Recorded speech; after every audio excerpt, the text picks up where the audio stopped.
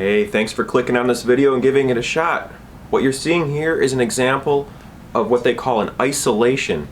Isolations are when you use motion to create the illusion or a sense of stillness whenever you're manipulating an object. At least that's what they call isolations when it comes to object manipulation. Isolations are some of my most personal favorite illusions to perform when performing object manipulation, in this case with mini hoops. This video will be one of a series of various isolations one can perform with mini hoops or even with larger size hoops as well. So right there is an example of an isolation. There is another example of an isolation. But in this video today, we are going to focus on the two-handed hoop isolation technique. They call it two-handed hoop isolation technique because, you guessed it, involves the use of two hands. Oh, but before we get any further in this video, a little word on safety. When you're learning anything on my channel, or anything new in general, it's very important to be aware of your surroundings. A little bit of foresight and a little bit of common sense can go a long way in preventing any potential accidents from occurring.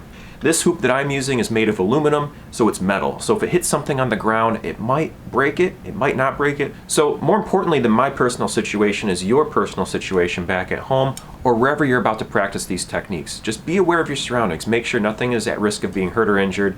And with isolations, there's minimal risk of hurting anything. We are going to be using two hands to grip this thing, and it doesn't look like there's very much risk for us hurting anything around us, but regardless, safety is paramount. Safety first, always. Now we got that safety stuff out of the way, here's the good stuff. So this might be a perfect opportunity for you to pick up your very own hoop at your home or wherever you're at and join along with the practice with me.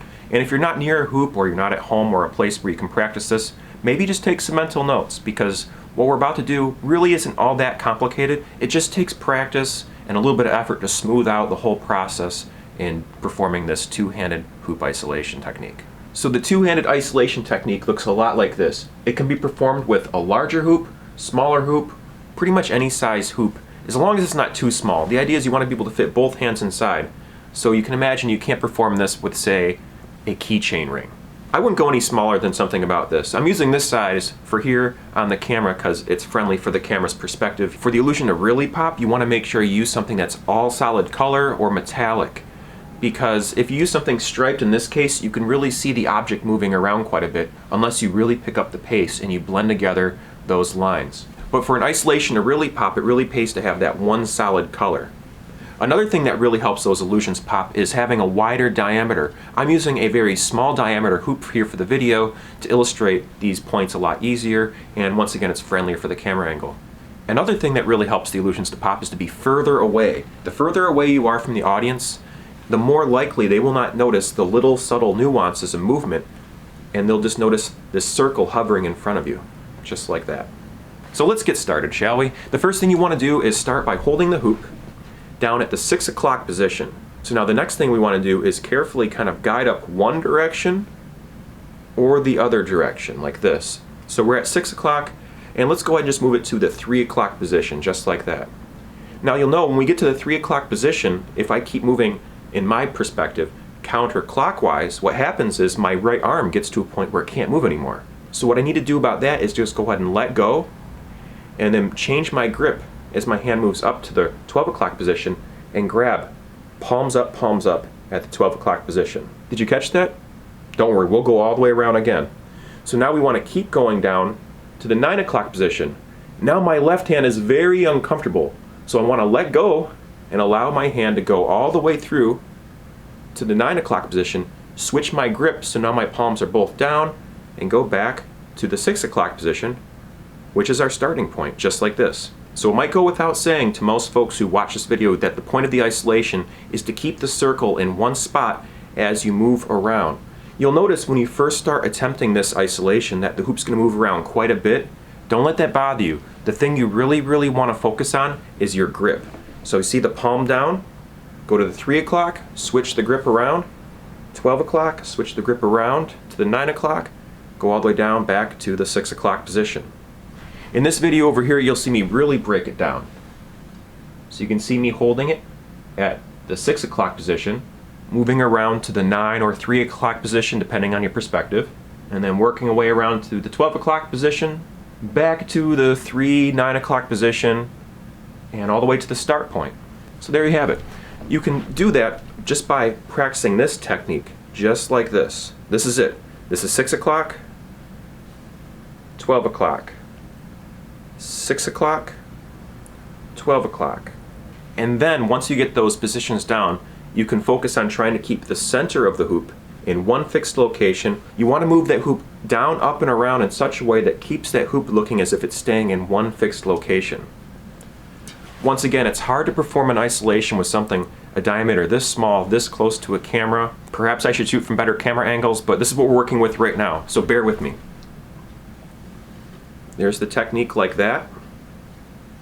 We're spinning it around. Break it down nice and slow. 12 o'clock, 6 o'clock. Right hand twist underneath and grip. Right hand twist over top and grip. Now let's go in a circle.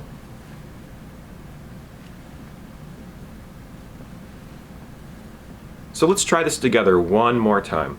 You want to hold palm down, just like this. I'll back up from the camera so you can see better. We're going to move up and around. Try to keep that hoop centered in one spot. When you can't go up and over anymore, you pull your hand down and out and move it to a comfortable position, ready to grip, and keep moving down. Move your other hand over and out and around. You'll notice the more and more you do this technique, the easier and easier it becomes. And you'll also notice if you do this technique with a larger hoop as shown right here, that it's a very, very good exercise for your shoulders. You get full arm range of motion all the way around. So if you want to perform this technique with a larger size hoop, it's important to make sure that you don't pick a hoop out that's too much larger than the distance between the center of your chest and your gripping hand. Because if you pick out anything larger than that hoop size for you, it makes that isolation next to impossible to perform unless you're Stretch Armstrong or Mr. Fantastic from the Fantastic Four. Because you can't stretch your arm out further than that distance anyhow. So it pays to have something that is no bigger than, say, the distance between the center of your chest and maybe your wrist area. That way you have a little bit of leeway. That way you're not stretching too far all the way around. And you'll have just enough room for you to be able to perform your technique comfortably.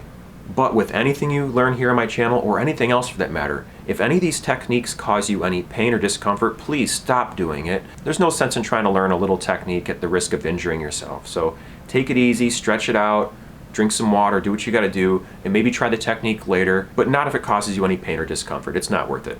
Health is wealth. Health is number one. Take good care of your skin, taking care of your vessel. This is all we got, as far as we know. Anyways, folks, thanks very much for watching. I am by no means a master at the hoop. The hoop is not my first prop, not my first choice, but I absolutely love isolations. I love how they look. I love performing them, and I love sharing how to do them with other people who are willing to listen. So thanks for taking the time to listen to me here today with this here tutorial. If you like the way I broke down the information on this here tutorial today, please know that every single Sunday I post another video on something to do with the circus and flow arts, another tutorial. So if you want to learn how to juggle balls, or juggle clubs, or contact juggle, like David Bowie did in the Labyrinth with those crystal balls, rolling them around the body in delightfully deceptive ways. Or if you want to learn how to spin things in your finger, we call that pediddling. It can be done with anything flat for the most part, nice and flat, like server trays, books, ring binders, or even pillows on your couch. Pretty fun technique. Pediddling's a funny word too. Or if you want to learn how to do the devil sticks, you're in the right place. I've been performing devil sticks for the longest amount of time out of any of the other circus props that I do, and I love sharing these techniques with anyone who's willing to listen. Now, I admit I am by no means a master at any of these various flow arts. However, I'm very passionate about them, and I like them a lot, and they bring a lot of joy to me. And I know enough about them to teach the very basics to the people out there who want to learn how to begin teaching themselves how to do these various flow arts techniques. So make sure you check out my playlist section here on my channel, click on the Circus and Flow Arts Basics in order to learn more about how to get started. You can even check out my contact juggling tutorials link, or all the other various links. I'm a very chaotic poster here on YouTube. I post every single day for the year of 2021. You'll find my content in a more organized fashion in my playlist section. That was a mouthful. Thanks very much for watching this video to the end, folks. I appreciate it very much. Remember, never give up. Do your best, stay true to you, and be amazing, folks. Thanks for watching, and good night. Oh yeah, happy Mother's Day too.